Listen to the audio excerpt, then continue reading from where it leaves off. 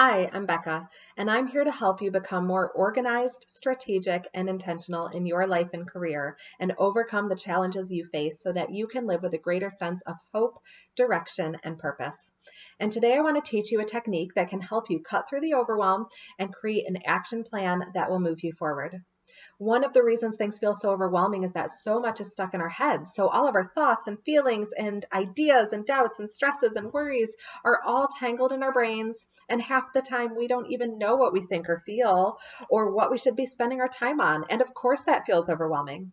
So what we do is we sit down and we try and make a list. But that can be a recipe for frustration because as much as our brains love organized input, they don't necessarily give us organized output, at least not on the first try. We don't automatically think in a nice, linear, organized fashion. And when you're looking at a list of 30 things that need doing, which aren't in any particular order, that can be overwhelming in and of itself. The purpose of this technique is to translate all of the chaos in our brains onto paper in a way that works for our brains. And that paper will look chaotic at first, but chaos on the paper is better than chaos in your head because then at least you're not spending valuable mental energy trying to keep it all straight. And once it's on the paper, it's more easily actionable. You can analyze and prioritize and get rid of the things that don't belong on your plate and create a functional action plan that feels doable, hopefully with a few quick wins at the top to move you forward. This is especially helpful if you have a job with a lot of moving parts, so multiple priorities and multiple deliverables and multiple projects to balance with all of the daily tasks. And all of these things need to work together in a cohesive manner in a way that moves the organization forward and allows you to still have a life. This technique can help you do that effectively by helping you translate that mental clutter into an organized plan so you can make sure you are making progress on the most important things, not just the urgent things. So what you're going to do is you're going to create a diagram that looks like this. And you'll hear this referred to as different things like mind map or spider diagram or concept burst. But regardless of what you call it, essentially there are three components: a unifying concept, categories, and details. The unifying concept for something like a master to-do list or a total brain download can be anything. You can write to do, you can use your name, you could just draw a circle.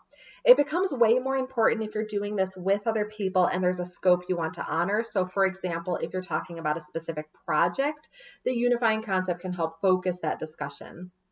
The next layer out are the categories.